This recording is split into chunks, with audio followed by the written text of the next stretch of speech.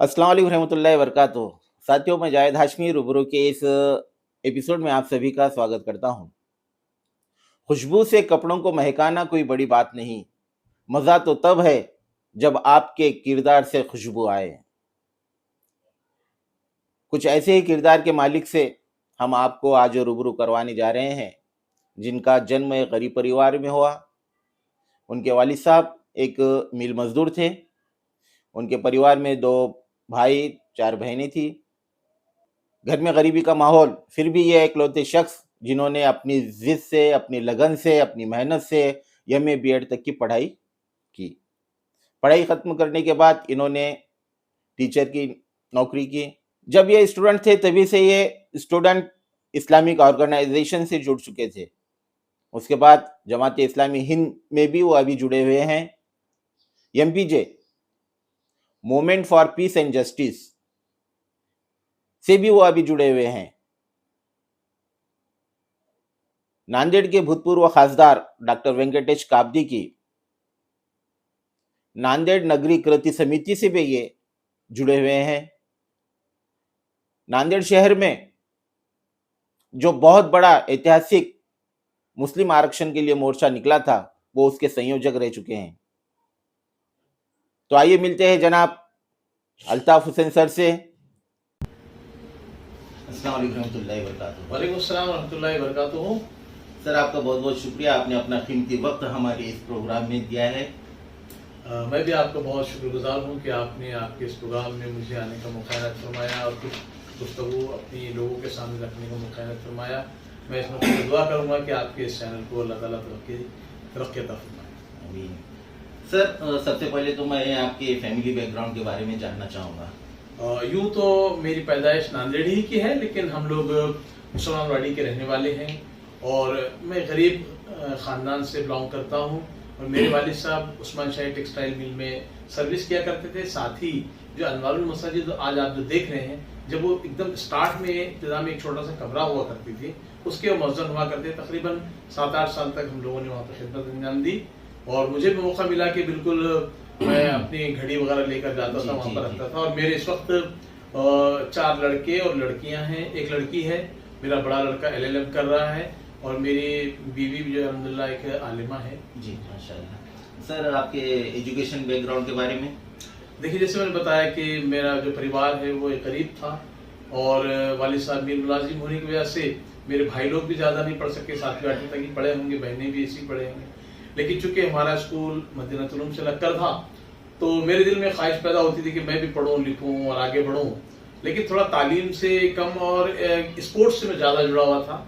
लेकिन धीरे धीरे जैसे मैं 10वीं में आया, तब मेरे दिल में मज़ीद ख्वाहिश पैदा हुई और अल्हम्दुलिल्लाह मुझे कुछ दोस्तों का सहारा मिला।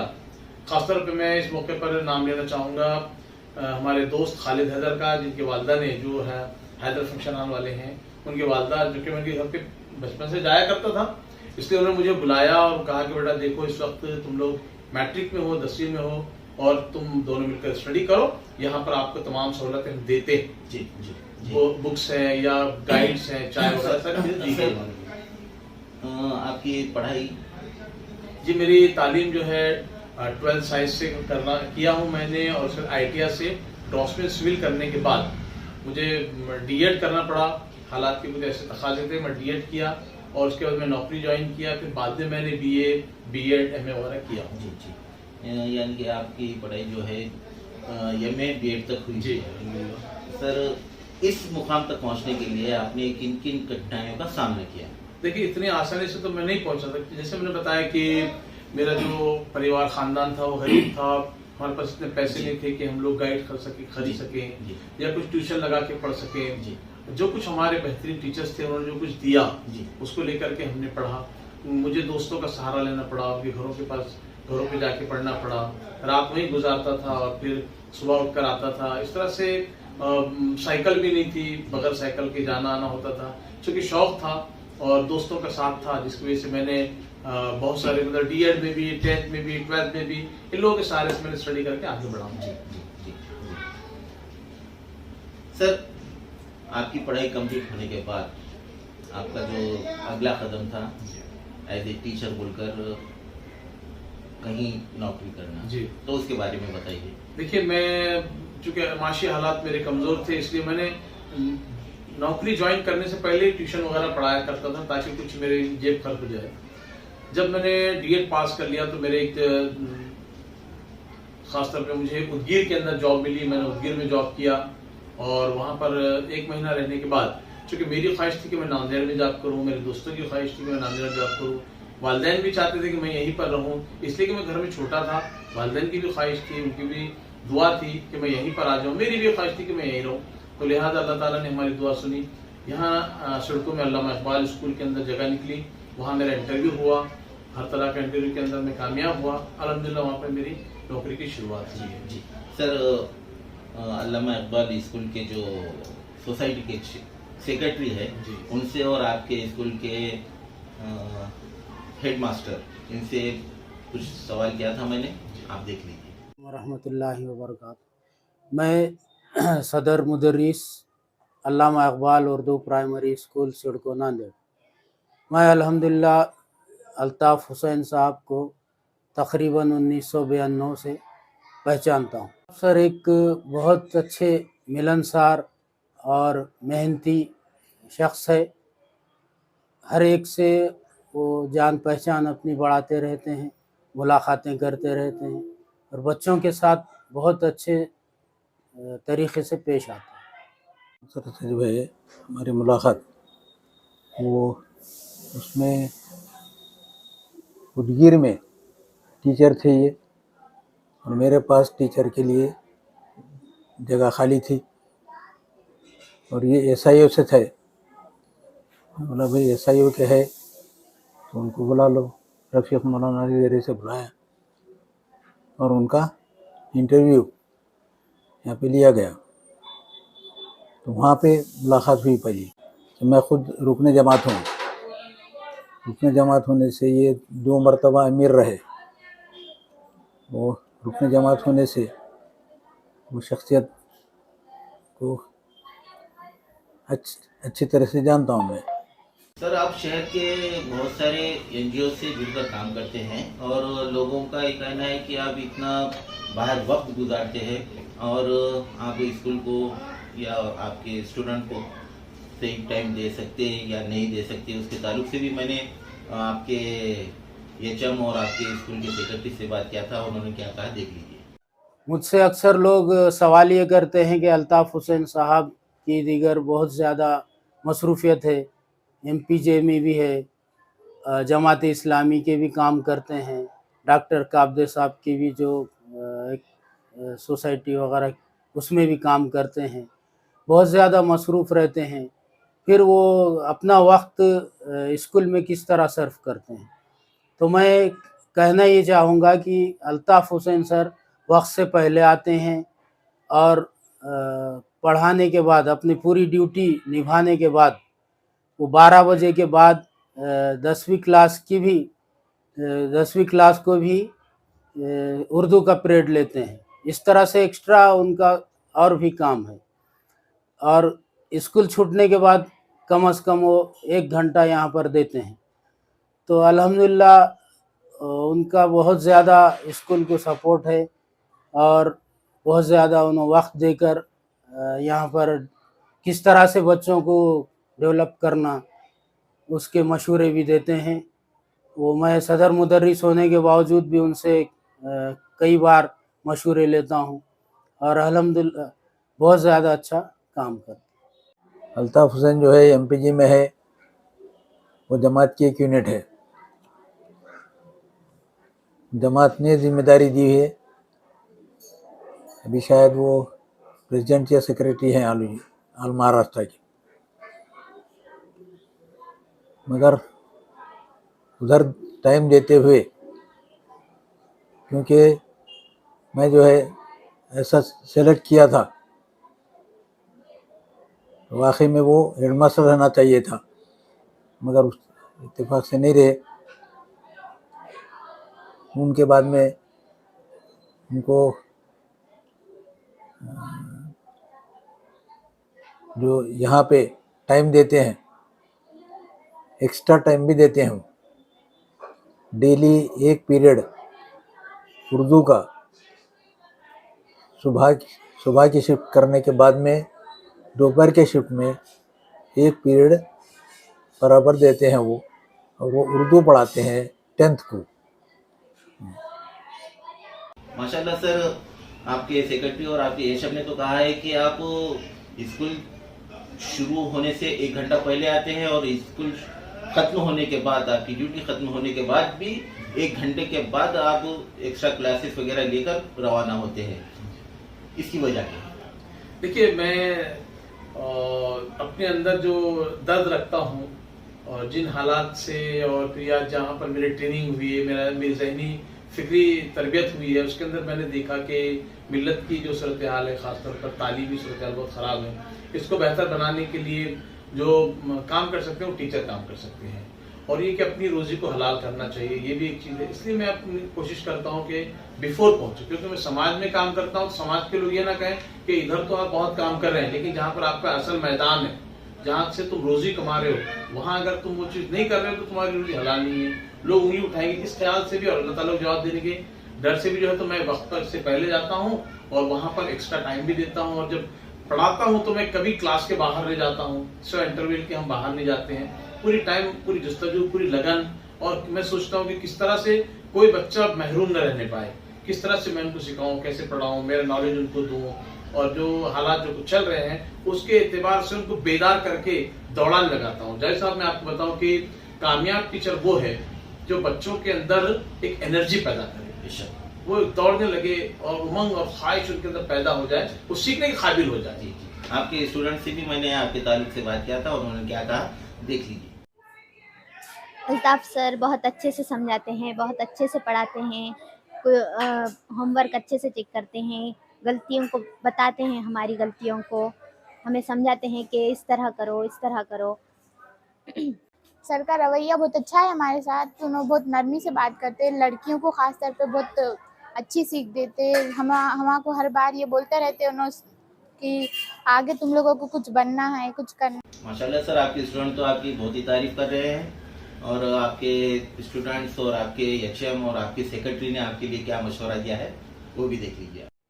मैं अल्ताफ़ हुसैन सर से ये कहना चाहता हूँ कि आपकी जो एक्टिविटीज़ है आप और बेहतर तरीक़े से कीजिए, ताकि समाज को इसका फ़ायदा हो और बेहतर तरीक़े से लोग इसका फ़ायदा उठाएं।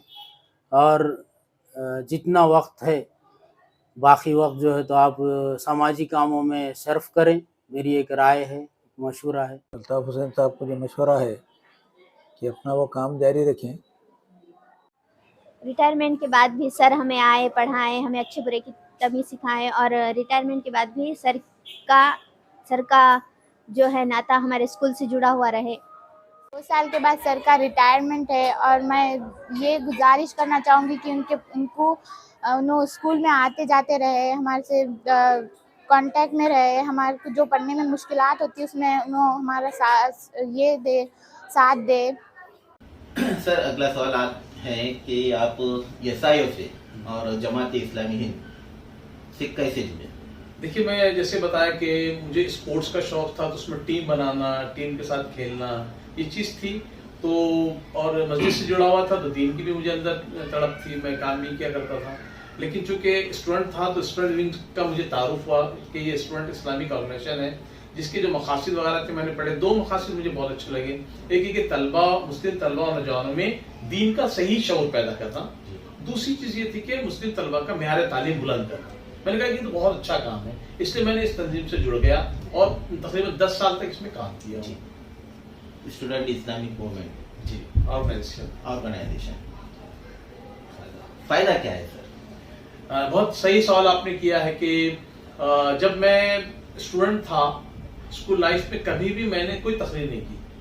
अल्हम्दुलिल्लाह एसआईओ में आने के बाद मेरी मल्टी डायमेंशनल मेरी ट्रेनिंग हुई, तरबियत हुई, हमारी जैसी तरक्की मेरी हुई। मैं बोलने लगा, मैं मुताल्ला करने लगा, मैंने कुरान को समझ के पढ़ा, मैंने अल्लाह के नबी सल्लल्लाहु अलैहि वसल्लम की सीरत को पढ़ा, मैंने सहाबा इकराम को पढ़ा, मैंने मुल्क के बहुत बड़े दानिश्वर जो लोग हैं जिन्होंने अपनी जानें लगाई है, कुर्बानी जिस वक्त सैयद अहमद खान है, या मौलाना अब्दुल कलाम आज़ाद है, मौलाना मोहम्मद अली जौहर है, इस तरह के हीरे जो है उन लोगों को पढ़ने मिला और बेहतरीन सहाबा इकराम की सीरत मुझे पढ़ने को मिली। और मैंने कहा कि सितारे हैं, इसकी रोशनी मुझे अपनी जिंदगी में लाना चाहिए। तो जाहिद भाई, मैं आपको बताऊं कि SIO से जुड़ने से पहले मैं एक आम नौजवान था। मेरे बहुत सारे लोग दोस्त कहते थे कि अरे तुम्हारे अंदर तब्दीली आ गई है, बातचीत में, आपके रहन सहन में, आपकी सोच में, आपके अंदर तब्दीली आई। तो मेरे अंदर बहुत सारी तब्दीली आई। मैंने अपने औकात को, अपने टाइम को मैनेज किया और दीन के काम में लगाया, अपनी तरबियत में लगाया, अच्छे अच्छे कामों में लगाया। अल्हम्दुलिल्लाह मुझे इससे बहुत फायदा हुआ। मैं कहता हूँ कि आज मैं जो कुछ हूँ उसी ट्रेनिंग और तरबियत का। सर, SIO से जमात इस्लामी हिंद का सफर 10 साल मतलब SIO में मैंने काम किया और 30 इयर्स वहाँ पर बॉन्डिंग है SIO के अंदर। यानी कि उम्र 30 साल होनी चाहिए, उससे आगे नहीं। उसके बाद फिर जो है वहाँ से आज़ाद हो जाता आदमी, तब चाहे तो जमात इस्लामी में काम करे, कहीं और काम करे। पर जमात इस्लामी में काम करने के लिए भी एप्लीकेशन देनी पड़ती है, वहाँ पर इंटरव्यू होता है, वहाँ पर आसानी से सिलेक्शन नहीं होता। पर एक प्रोसेस से गुजरने के बाद मेरा वहाँ पर रुकनियत आ गई और फौरी रुकनियत के बाद इंतखाबात का अमल था। जमात इस्लामी में लोकल की सतह पर 2 साल में इंतखाब होते हैं और ऊपर 4 साल में। तो उस टाइम पर मुझे लोगों ने वहाँ के मुझे मुंतखब किया एज अमीर। तो ये अल्लाह का शुक्र हुआ कि मुझे 6 साल अपनी खिदमत देने का मौका मिला। माशाअल्लाह। और मेरे जो साथी थे बहुत अच्छे थे, उसमें बुजुर्ग भी थे, आपके नौजवान भी थे। साथियों जिक्र निकला है, तो आपके साथियों ने जो जमात इस्लामी हिंद से जुड़े हुए हैं उन्होंने क्या कहा, देख लीजिए। अल्ताफ़ साहब से हमारी 1990 से मुलाकात है और ये पहली मुलाकात हमारी SIO के नयाबदी के ऑफिस में हुई थी। वहाँ पर अल्ताफ़ साहब की शख्सियत बहुत दिलचस्प शख्सियत है। जो शख्स भी उनसे एक बार मिलता है तो वो मुतासिर हुए बगैर नहीं रह सकता। बिस्मिल्लाहिर्रहमानिर्रहीम। मोहम्मद अल्ताफ़ हुसैन साहब से मेरी पहली मुलाकात तकरीबन आज से जो है 20-21 साल पहले मस्जिद फ़तेह जंग खान नवाब, वहाँ पर एक इज्तिमा था, तरबियती इज्तिमा था, वहाँ पर उनसे मेरी मुलाकात हुई। अल्ताफ़ हुसैन साहब की शख्सियत के बारे में मैं इतना ही कहूँगा कि एक अहम तरीन बात उनके अंदर ये है कि वो बहुत जल्दी जो है लोगों में घुल मिल जाते हैं और उनकी गुफ्तगू से ऐसा अंदाज़ा नहीं होता है कि वो कोई बड़े मनसब पर हैं या बड़ी पोस्ट पर हैं, बल्कि बड़ी सादगी के साथ जो है वो आपस में एक दूसरे से क्लोज़ हो जाते हैं। सर, आप 6 साल जी शहर के अमीर रहे जमात इस्लामी हिंद के, तो आपका काम करने का तरीका और आपने किस तरीके से जमात इस्लामी हिंद को शहर में फैलाया, उसके बारे में ज़रा। देखिए कि एक जज्बा था, एक उमंग थी, ख्वाहिश थी कि इस काम को आगे बढ़ाया जाए। तो चूँकि मेरे साथ और भी मेरे हम उम्र साथी थे, जो आज उसमें से 2 साथी नहीं रहे, फिरोज़ खान साहब मरहूम, हामिद हुसैन साहब मरहूम और मिर्ज़ा यूसुफ बेग साहब, ये हमारे साथ हुआ करते थे और दूसरे सीनियर लोग भी थे। ये लोगों की पूरी टीम मिलकर, क्योंकि वह टीम का है, हमने मनसूबाबंद तरीके से बहुत सारे जो सेक्शन थे या शोबेजात थे उसको हमने इंट्रोड्यूस करवाया और सब मिलकर हमने काम किया। और ये एक तरीका होता है कि जो जिम्मेदार होता है उसको दूसरों के मुकाबले ज़्यादा टाइम देना पड़ता था। मैं स्कूल जाता था और उसके बाद बाकी का सारा टाइम इधर देता था। तो जाहिर पे अगर आपको मैं ये बताऊं कि जिस वक्त नया ये बीच का पुल था, वो नहीं था करबला का, तो मैं देगलू नाके से या टायर बोर्ड से निकलता था साइकिल पर और सिडको ड्यूटी करता था दोपहर की शिफ्ट में। और स्कूल छूटने के बाद हम लोग नयाबादी के ऑफिस पर उसी साइकिल से आते थे और उसके बाद कहीं पीरवान जाना होता, खड़गपुरा जाना होता, मुख्तलिफ एक्टिविटीज रहती, मीटिंगें रहती। इस तरह से घर आने को शाम में 11-12 बज जाती। सर, आपके ताल्लुक से, आपके काम करने के ताल्लुक से जमात इस्लामी हिंद के आपके साथियों ने कहा था, मुझे तकरीबन याद है कि उनके अमीर मुकामी जब वो थे तो उस वक्त जो है अल्हम्दुलिल्लाह सेक्रेटरी मुकामी की हैसियत से मुझे उनके साथ तकरीबन 4 साल काम करने का मौका मिला। लेकिन मुझे ऐसा कभी भी महसूस नहीं हुआ कि वो जो है अमीर मुकामी है और मैं सेक्रेटरी मुकामी हूँ, बल्कि इस तरह से उन्होंने काम लिया मुझसे कि वो बस जिम्मेदारी देते थे और बेफिक्र हो जाते थे। अल्ताफ़ साहब एक बहुत ही बेहतरीन कायद है वो, और उनका काम करने का अंदाज़ बहुत अच्छा है। अफराद को तैयार करना, अफराद को क़रीब लाना, ये उनका एक हुनर है वो। तो उन्होंने अपनी अमारत के दौर में बहुत सारे अफराद को क़रीब किया और काम को बहुत अच्छा किया। ये वो ज़माना था जब जमात-ए-इस्लामी का काम उतने ज़्यादा उरिश पे नहीं था, हालांकि अरकान बहुत अच्छे थे उस वक्त, लेकिन ये कि वो उस वक़्त अफ़रादी क़ुव्वत भी कम थी और काम भी कम था, लेकिन अल्ताफ़ साहब ने इसमें बहुत ज़्यादा मेहनत की इसमें। माशाल्लाह सर, आपके काम करने के तरीके के ताल्लुक से तो आपके साथियों ने बहुत अच्छी बातें कही हैं और उनका एक जो मैसेज है आप तक मैं पहुंचाना चाहूँगा। जी।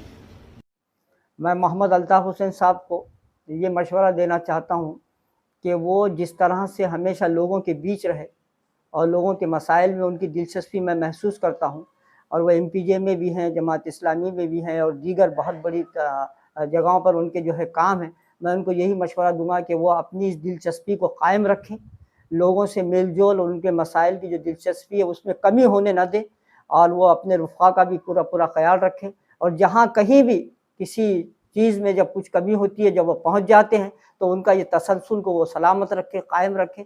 और मैं अल्लाह से दुआ भी करूँगा कि अल्लाह ताला जो है उनके इन तमाम एक्टिविटीज़, सरगर्मियों में अल्लाह ताला बरकत भी दे और उसे कबूल भी करे। अल्ताफ़ साहब को मैं इस प्रोग्राम के ज़रिए से 2 मैसेज देना चाहता हूँ। एक तो ये है कि वो जो काम अभी कर रहे हैं, वो एक बहुत बड़ा काम है और उसमें अफ़रादी क़ुव्वत की बहुत ज़्यादा ज़रूरत है। तो मेरा ये मशवरा है उनको कि अभी और कुछ अच्छे अफ़राद को जोड़ें अपने साथ, एक अच्छी टीम बनाएँ और ये अच्छी टीम मिलकर ही एक बड़ा काम कर सकती है। तो सबसे पहला काम ये है कि वो एक अच्छी मज़बूत टीम तैयार करें। दूसरा मेरा मशवरा उनके लिए ये है, मैं उनको ये मैसेज देना चाहता हूँ कि वो जो काम कर रहे हैं वो ऑलरेडी एक बहुत बड़ा काम है और बहुत वक़्त तलब काम है। तो इस दौरान वो किसी और दूसरे काम को हाथ में ना लें। इससे ऐसा होगा कि उनकी तवज्जो बढ़ जाएगी और वो जो क़ुव्वत है वो भी तक़सीम हो जाएगी। Sir, movement for piece and justice यानी कि MPJ के ताल्लुक से आप बताइए। जी, देखिए कि मेरा थोड़ा सा मिजाज सोशल भी रहा है, तो इस एतबार से चूँकि SIO जमात इस्लामी टोटल एक मजहबी तंजीम है, तो मैं कुछ सोशल काम करना चाहता था। मैंने देखा कि मुल्क के हालात धीरे धीरे बदल रहे हैं और इन हालात में अब मुसलमान सिर्फ मुसलमानों के बारे में सोचने के बजाय देश की और जो जनता है, अवाम है, उनके बारे में सोचकर उनके साथ घुल मिलकर काम करना चाहिए। तो उस मौके पर movement for piece and justice जो काम कर रही थी, मैं उससे अपने आप को ज्वाइन कर लिया। जी, मैंने सुना है कि MPJ जो है जमात इस्लामी हिंद से ताल्लुक है। जी, उसको बनाकर इनिशिएटिव लेकर के बना करके आज़ाद कर दिया गया है। टोटल लोग जो है अपने हिसाब से निर्णय लेते हैं, फैसला करते हैं या प्रोग्राम बनाते हैं, सब चीजें करते हैं। वो आज़ाद है, लेकिन उसको इनिशिएटिव लेकर आज़ाद कर दिया गया। जी जी सर, MPJ के कुछ आपके साथी हैं, उन्होंने क्या कहा, देख लीजिए। अल्ताफ़ हुसैन साहब की मेरी पहली मुलाकात जो है 2002 में जमात इस्लामी के ऑफिस पर हुई और 2002 के बाद से मैं अल्ताफ़ हुसैन साहब को आज पूरे 20 साल हो गए हैं, मैं उनको अच्छी तरह पहचानता हूँ। अल्ताफ़ हुसैन सर जो है किसी पहचान के मोहताज नहीं है। शहर में अल्हम्दुलिल्लाह अल्ताफ़ हुसैन साहब को बहुत से लोग समाजी खिदमत गुज़ार, समाजी सियासी शऊर रखने वाले और बहुत ज़्यादा इल्म रखने वाले शख्सियत है। और अल्ताफ़ हुसैन साहब से कि मेरी सबसे पहली मुलाकात मुंबई में हुई थी। पहले मुंबई में movement for piece and justice MPJ का एक बड़ा कार्यक्रम था। उस कार्यक्रम में कुर्ला के अंदर जो तो हम फर्स्ट टाइम इंट्रोड्यूस हुए थे। जी, अल्ताफ़ साहब की शख्सियत के बारे में मैं बताना चाहूँगा कि मुंबई में तो हमारी मुलाकातें होती थी। उसके बाद मैं जब नांदेड़ आ गया हूँ, रहने के लिए आ गया था, और उस वक्त जब अल्ताफ़ साहब से मेरी मुलाकात हुई वापस से, तो फिर बहुत करीब से देखने का मौका मिला। तो मैं जहाँ तक समझता हूँ कि अल्ताफ़ हुसैन साहब बहैसियत मौल्लिम या एज ए टीचर अपने स्कूल में पूरा प्रोफेशनली वर्क करने के बाद सोसाइटी को जो वक्त देते हैं, वो करीब से देखने को मुझे मौका मिला कि आपकी जो शख्सियत है वो सिर्फ अपने प्रोफेशन तक, पेशे तक महदूद नहीं है, बल्कि वो बाहर आकर समाज के लिए भी बहुत सारे एफर्ट्स लेते हैं। समाज के लिए, सोसाइटी के लिए हम जैसे देखते हैं कि फूड, हेल्थ, एजुकेशन और गरीबों, बेवाओं, बेसहाराओं के लिए भी उनका वर्क होते रहता है। सर, MPJ में आपने कौन-कौन सी जिम्मेदारियां संभाली? MPJ में स्टार्ट तो मेरे एक मेंबर से हुआ और फिर मैंने शहर सदर, ज़िला सदर और स्टेट में सेक्रेटरी और एग्जीक्यूटिव काउंसिल का मेंबर और जनरल सेक्रेटरी भी मैं रहा हूँ। आजकल मैं मुखाम पर अपनी खिदमत अंजाम दे रहा हूँ। MPJ के कार्य कौन-कौन से हैं? देखिए, एक बहुत अच्छा स्लोगन मैं आपको बताऊं कि हम लोग कहते हैं कि गरीबी भीख देने से नहीं, हक दिलाने से दूर होती है। तो इसलिए हम लोगों ने ये कहा है कि इस देश को, जो हमारा डेमोक्रेसी देश है, इस जमहूरी देश है, इसके अंदर लोगों के हकूक़ मुतय्यन कर दिए गए हैं कि जब सरकार की ये जिम्मेदारी है कि लोगों को खाना खिलाए, उनके तालीम का इंतज़ाम करे, उनके आरोग्य का इंतज़ाम करे, और उनके अंदर जो लोग अपाहिज हैं, परेशान हाल है, उनकी सहायता करें। तो इस एतबार से लोग जो है उसको लेते नहीं हैं। तो हमने एक काम शुरू किया, वो ये है कि लोगों को उसका इंट्रोड्यूस करवा कर दिया कि स्वस्थ धान्य दुकान से आप अनाज लीजिए, आपके लिए वो रखा गया है, वहाँ पर अनाज नहीं मिलता है। तो हम क्या करते हैं कि लोगों को अवेयर करने का काम करते हैं कि बेदार हो जाइए और अपना हक लीजिए, अगर नहीं देते तो कंप्लेन कीजिए। इसी तरह से हम लोगों ने आरोग्य के अंदर भी किया कि आप खामखा के पैसा खर्च लेकर के या घर सामान बेच करके क्यों प्राइवेट हॉस्पिटल में जाते हो, आप सिविल हॉस्पिटल में जाइए, गवर्नमेंट हॉस्पिटल जाइए, सहूलत अगर नहीं मिलती तो प्रेशर कीजिए। इसी तरह से जो लेबर्स हैं, लेबर्स के लिए भी हम लोगों ने काम किया है, उनकी स्कीम है गवर्नमेंट की जबरदस्त, अल्हम्दुलिल्लाह से काफी लोग फायदा उठा रहे हैं। इस तरह बेवाओं के लिए है, अपंगों के लिए है, बहुत सारे लोग जो काम कर रहे हैं। तो हम ये काम जो सर सिर्फ हम मुसलमानों के लिए बोलकर नहीं करते, बल्कि पूरा समाज को लेकर के काम करते हैं। तो आपको ये बता दें कि एमपीजे एक मजहबी तंजीम भी नहीं है, ना ही सियासी है, बल्कि एक सोशो पॉलिटिकल प्रेशर ग्रुप है। जी जी जी सर, आपके काम करने के तरीके जो है एमपीजे में, उसके ताल्लुक से आपके साथियों से कुछ सवाल किया था। अल्ताफ हुसैन सर के साथ लगभग 15 साल से एमपीजे में मैं साथ में काम कर रहा हूं, और अल्ताफ सर जो है कैप्टन की हैसियत से हमारी टीम में काम करते हैं, और मैं समझता हूं कि पूरे महाराष्ट्र में भी अल्ताफ हुसैन सर का एक नाम है। एक चीज़ से बहुत करीब से देखने का मिला कि हमारा अंदाज जो है अल्ताफ सर का, वो एग्रेसिव नहीं होता है ज़्यादातर, बल्कि बहुत पीसफुल और शांतिपूर्ण तरीके से जो है तो अपने कामों को अंजाम देते हैं। तो माशाल्लाह सर, आपके काम करने का तरीका जो है एमपीजे में, जो आपके साथी है उन्होंने बहुत अच्छी ढंग से बताया कि आप किस तरीके से काम करते हैं। जी सर, एमपीजे के अचीवमेंट क्या है, उपलब्धियां क्या है? देखिए, जो राशन स्वस्थ धान्य दुकान है, वहां से लोग जो अनाज लेते हैं, तो हमने उनको एम्पावर किया है। आज नांदेड़ के अंदर आपने देखा होगा, मुख्तलिफ जगहों पर लोगों के भीड़ लगी है दुकानों के ऊपर। एक चीज, दूसरी चीज है कि अगर वो अनाज नहीं देता है तो लोग कंप्लेन करते हैं। ये हमारा अचीवमेंट है। लोग जो है उसको अब बुरा नहीं समझते। हम ये कहते हैं कि भीख और खैरात नहीं है, ये तुम्हारा हक है, ये लीजिए आप। दूसरी चीज ये है कि आप देखेंगे नांदेड़ के अंदर जो एक हैदराबाद है, वहां पर एक हॉस्पिटल है। आज अल्हम्दुलिल्लाह वहाँ पर बच्चों की और ख़वातीन की डिलीवरी हो रही है, बच्चों का इलाज भी हो रहा है। तो एक पीरियड में 2000 आप जानते हैं 8 गुरुता गद्दी का प्रोग्राम हुआ था, उसमें नांदेड़ के अंदर बहुत सारा बजट आया था। उसके अंदर ये हॉस्पिटल बनाया गया था जो तकरीबन 4 करोड़ रुपए का।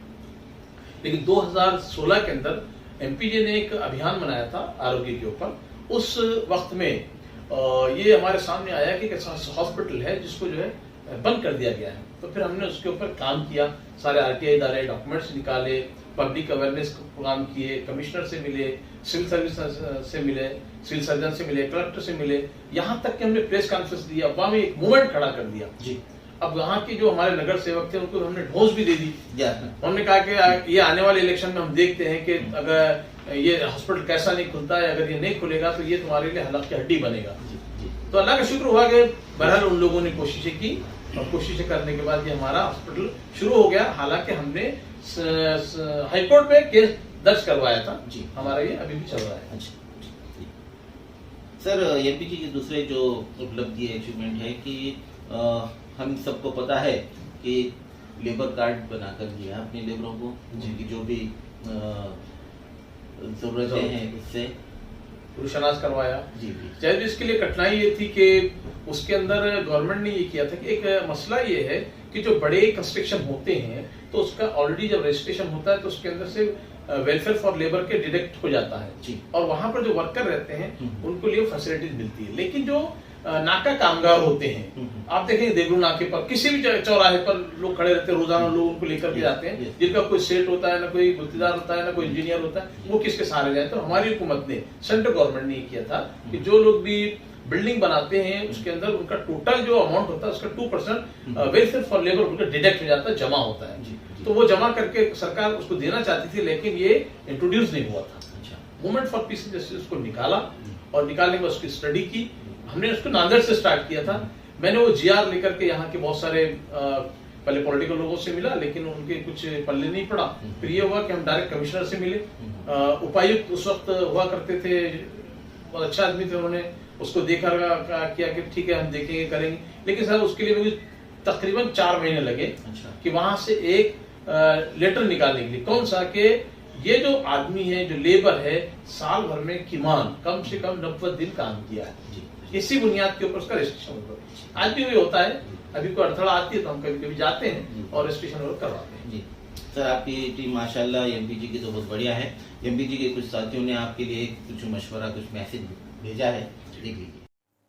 अल्ताफ हुसैन सर को मैं एक मैसेज देना चाहूँगा कि नांदेड़ शहर में समाजी और सियासी लोगों से आपके बहुत सारे ताल्लुक़ात हैं, लेकिन इस ताल्लुक़ात की बुनियाद पर लोग अपने तौर पर फ़ैसला कर लेते हैं कि आप किसी सियासी जमात के लिए काम करते हैं या किसी सियासी जमात के साथ आप ताल्लुक़ात ज़्यादा होने की वजह से गलतफ़हमियाँ लोगों में आम हैं। तो मैं ये कोशिश करूँगा कि अल्ताफ हुसैन सर आपको जो ये रूबरू टीवी चैनल के ज़रिए आप आपकी बात रख सकते हैं, तो मैं चाहता हूँ कि अल्ताफ हुसैन साहब इस बात को क्लियर करें ताकि नांदेड़ की अवाम के अंदर इस अच्छा मैसेज जा सके। जी, तो आपके सवाल के मुताबिक तो मैं अल्ताफ सर को यही संदेश देना चाहूँगा, यही मैसेज देना चाहूँगा कि आपकी शख्सियत बहुत निराली है और बहुत इम्पोर्टेंट है समाज के लिए, सोसाइटी के लिए। तो मेरा छोटा सा मैसेज ये है कि हम लोग मूवमेंट से काम कर रहे हैं, तो पॉलिटिकल अफराद से तो हमारे रिलेशन हो सकते हैं, होना चाहिए, लेकिन वो हमारी अपनी हुदूद, हमारी अपनी लिमिटेशंस के साथ हो। हमारा चेहरा ऐसा ना हो कि हम किसी एक विशेष पार्टी या किसी एक विशेष पक्ष के लिए काम कर रहे हैं। सर, एमपीजी के आपके साथियों ने आपसे कुछ कहा है कि आप जो कुछ पर्टिकुलर पार्टियों के साथ जुड़कर रहते हैं तो उसमें लोगों को कुछ गलतफहमियां हो जाती है, उस बात का जरा क्लियर कीजिए। देखिए कि हमारा जो काम है एमपीजी का, वो प्रेशर ग्रुप का काम है और हम चाहते हैं कि पॉलिटिकल पार्टी के लोग जो काम कर रहे हैं वो दरअसल हमारी सेवा के लिए काम कर रहे हैं। मीन्स ये कि हमारी जरूरतों को पूरा करने के लिए उनका काम ये है कि अच्छी स्कीमें बनाए, अच्छे प्रोग्राम बनाए या हमारी बेसिक नीड की जो चीजें हैं वो प्रोवाइड करके दे। इसके लिए हमारा उनसे रिलेशन होना बहुत जरूरी है। अगर हम उनसे नहीं मिलते हैं तो उनको कौन स्कीम बताएगा, आपके ऊपर प्रेशर कौन बनाएगा। अब ये रहा कि कुछ लोग करीब हैं, कुछ लोग दूर हैं। कुछ लोग हमारे को कभी मुझे फोन करते हैं, बुलाते हैं तो मैं चले जाता हूँ। ऐसा नहीं किसी ने मुझे फोन किया और मैं बोला कि नहीं हम तुम्हारे पास नहीं आते, ये तो बुरी बात है। हमारे बहुत सारे जो पॉलिटिकल दोस्त हैं वो तो हमारे साथ उठते बैठते रहते हैं। कुछ लोगों को उन्होंने मुझे कहा कि क्या अल्ताफ सर आप आते हैं, तो क्या आप बुलाइए, आप मुझे फोन किए, जिस दिन हम नहीं आएंगे बोलिए, आप बुलाएंगे और बोलेंगे साहब शिकायत करेंगे। यानी सर जो पॉलिटिकल पार्टी के लोगों के साथ आप उठते बैठते हैं उनका खाली एक सामाजिक जो काम जो रहते हैं लोगों के वो दूर करने के लिए आप उनसे बिल्कुल यानी कोई आपको कोई पॉलिटिकल पार्टी के स्टेज पर हम नजर नहीं आएंगे, उनके फेवर में कहीं बयान देते हुए नजर नहीं आएंगे, ये बिल्कुल नहीं हो सकता। सर आप और एक जो एनजीओ है भूतपूर्व खासदार डॉक्टर वेंकटेश काब्दे साहब जो चलाते हैं नांदेड़ नगरी कृति समिति, तो उसके बारे में आप संक्षिप्त में बताइए। Movement for piece and justice से काम करते हुए बहुत सारे आंदोलन हमारे जो समाज में चलते रहते हैं, तो और भी जो ऑर्गेनाइजेशन है वो आंदोलन वगैरह करते रहती है। तो ये एक दूसरे का कॉपरेट लेना जरूरी है, एक दूसरे का ताउन जरूरी है। जैसे मैंने बताया कि इस देश के अंदर सिर्फ अकेले मुसलमान नहीं रहते हैं, बल्कि और भी समाज रहता है जिनकी समस्या है, जिनके प्रॉब्लम्स है, उनके साथ अगर हम जुड़ते तो वो हमारे प्रॉब्लम में आते हैं। अल्हम्दुलिल्लाह इन लोगों के साथ मेरे जुड़ने की वजह से एमपीजी के बहुत सारे इश्यूज के ऊपर वो हमारे साथ आए हैं।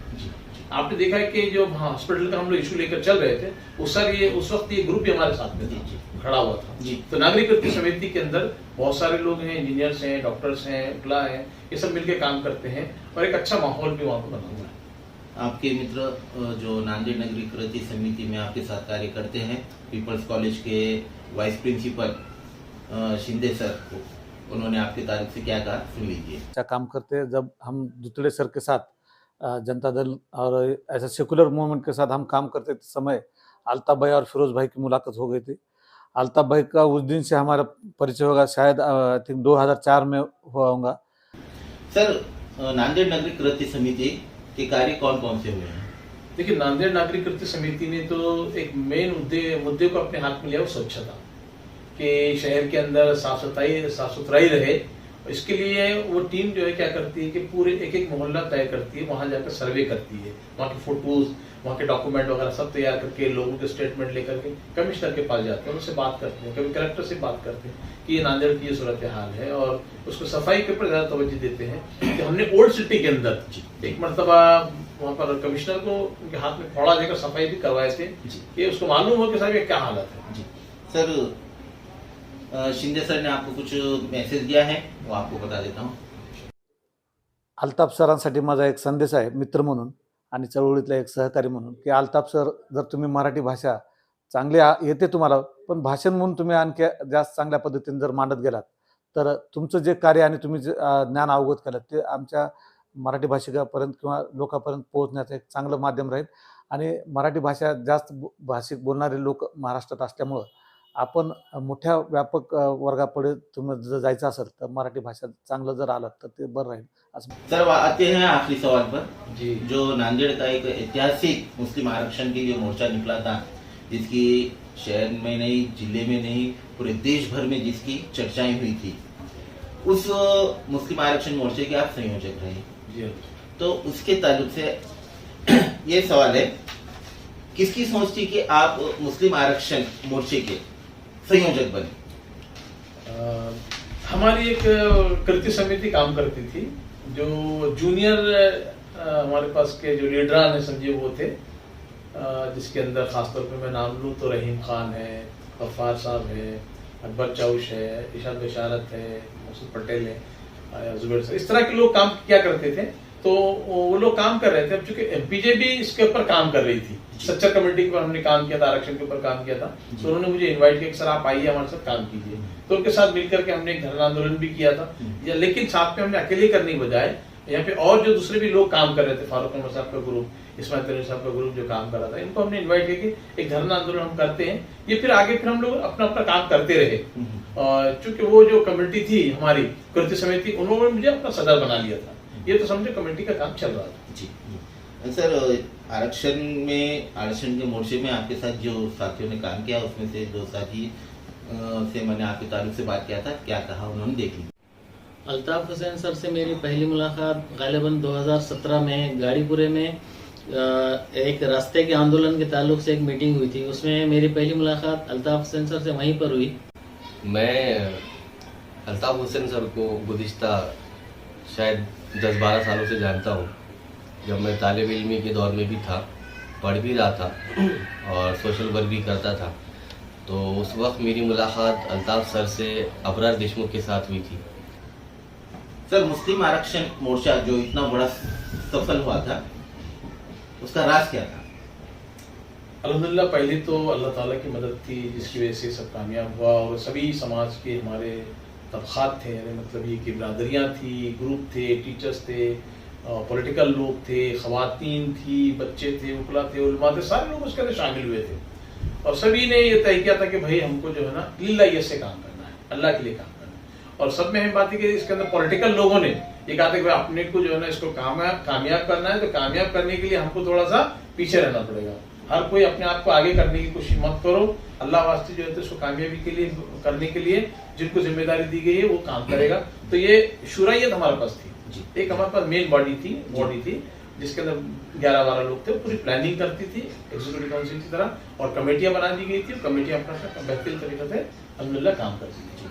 यही सवाल मैंने आपके साथ कार्य कर रहे जो साथी है उनसे क्या था कि सफलता में अल्ताफ हुसैन सर का कितना योगदान था, तो उन्होंने क्या कहा देख लीजिए।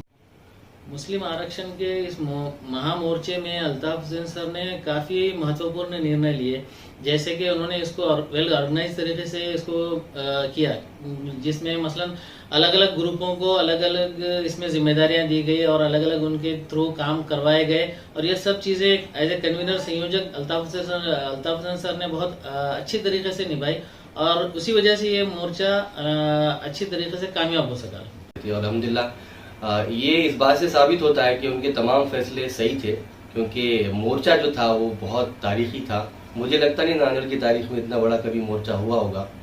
और फैसलों में देखा जाए तो जो मुख्तलिफ कमेटियाँ बनाई गई थी, तो वो कमेटियों को बनाना और उनके साथ कोऑर्डिनेट करना और उन्हें वक्त पर गाइडेंस करना, फिर साथ ही साथ अपनी ड्यूटी भी करना, ये अल्हम्दुलिल्लाह काफ़ी एक अच्छा काम उस वक्त उन्होंने किया था।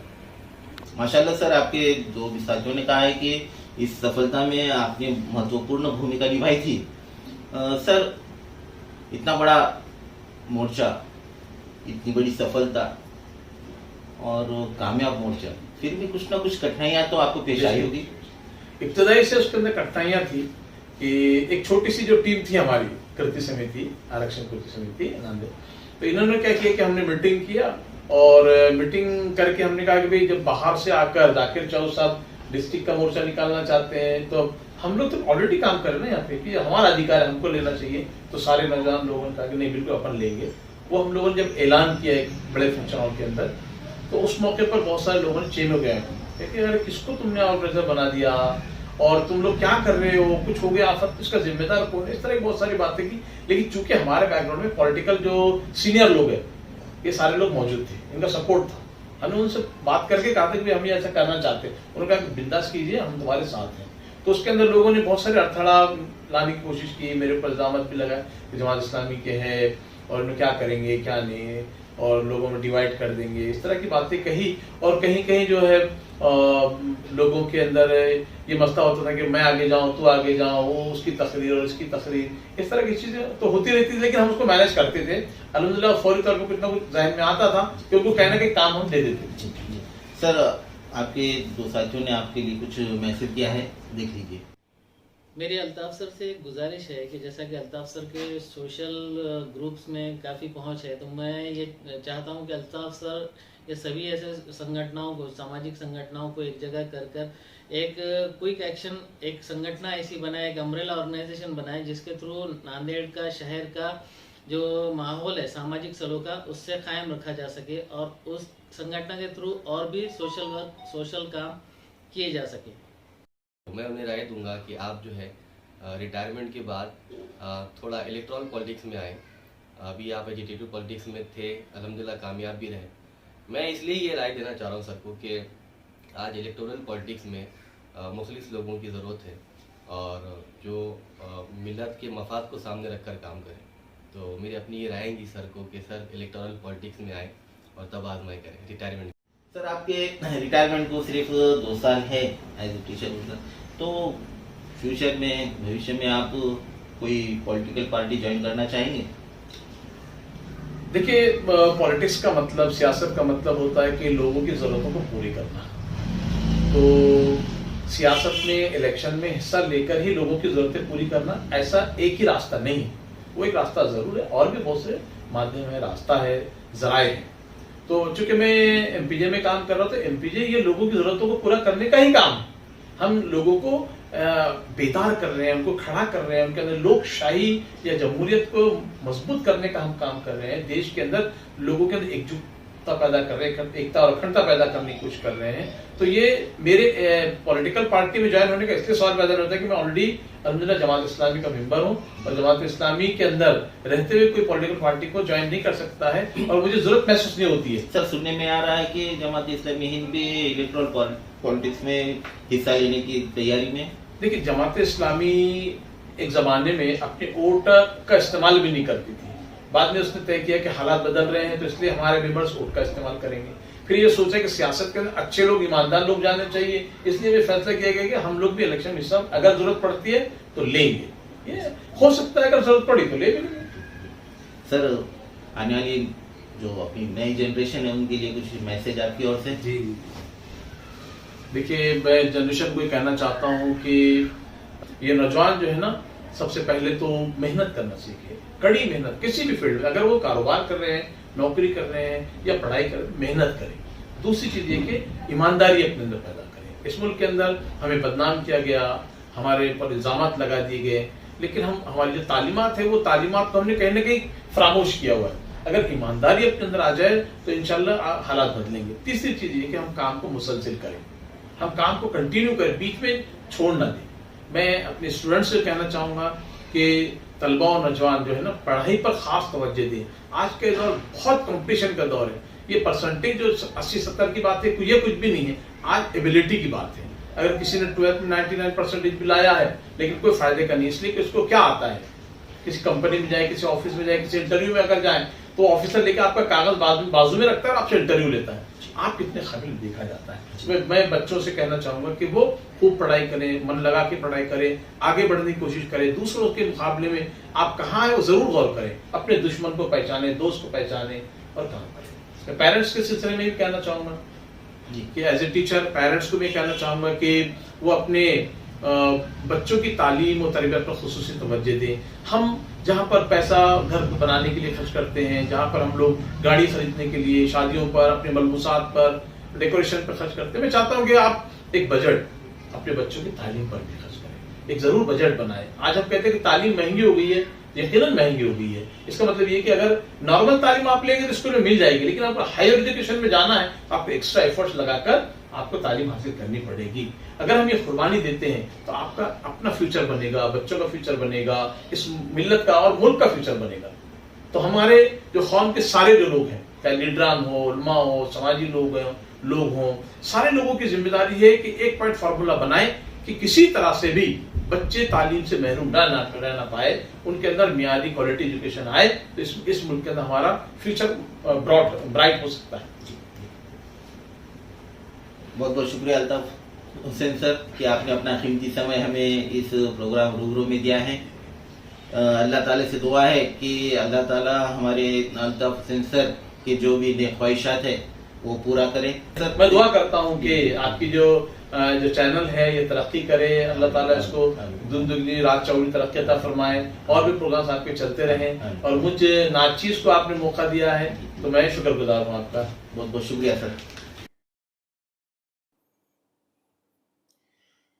जिंदगी के किरदार को ऐसा निभाओ कि पर्दा गिरने के बाद भी तालियां बजती रहे।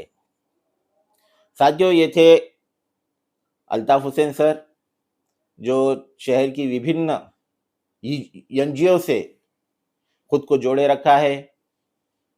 उनका खास ख्याल रहता है सफाई की ओर, पढ़ाई की ओर।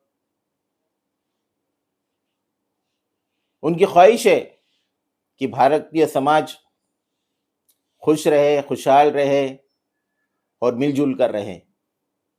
साथियों, हमने आज तक आपको दो शख्सियतों से रूबरू करवाया है, एक पॉलिटिक्स के फील्ड से और एक सोशल वर्क कह सकते हैं, सोशल वर्क के फील्ड से। आने वाले एपिसोड में आपको स्पोर्ट्स के फील्ड से, मेडिकल के फील्ड से, एजुकेशन के फील्ड से, सोशल वर्क के फील्ड से कुछ ऐसे मशहूर शख्सियतों से रूबरू करवाएंगे जिन्हें आप लोग देखना और सुनना पसंद करेंगे।